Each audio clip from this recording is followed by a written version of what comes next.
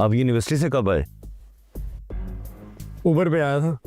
यहाँ शहर में टैक्सियाँ बहुत ज़्यादा चलती हैं। खैर तुम मुझे बताओ कि गाड़ी ठीक हुई या अभी भी कोई कसर बाकी है? जी साईं, गाड़ी ठीक हो गई है। क्यों साईं, आपने कहीं जाना था? नहीं, मैंने तो नहीं जाना, तुमने जाना था।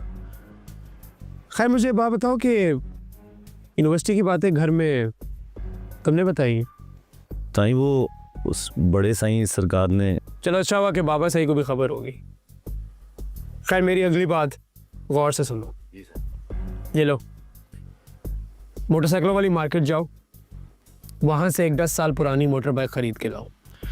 बाइक बिल्कुल पुरानी दिखनी चाहिए, मगर उसका इंजन मजबूत होना चाहिए। साईं मुझे बाइक की कोई इतनी ख़ास ज़रूरत तो नहीं है, लेकिन अगर आप कह रहे हैं तो ना कैसे कर सकता हूँ। ये मोटरसाइकिल तुम्हारे लिए नहीं आ रही, बल्कि ये मैं खुद के लिए मंगवा रहा हूँ। और सुन, इसका जिक्र किसी से नहीं करना कि तू मोटरसाइकिल खरीदने जा रहे हैं। और अगर इस बारे में बाबा साई या शहरी भाई को ज़रा सी भी भनक लगी तो मैं तेरा वो हश्र करूँगा कि रहती दुनिया तक तेरा जिक्र होता रहेगा।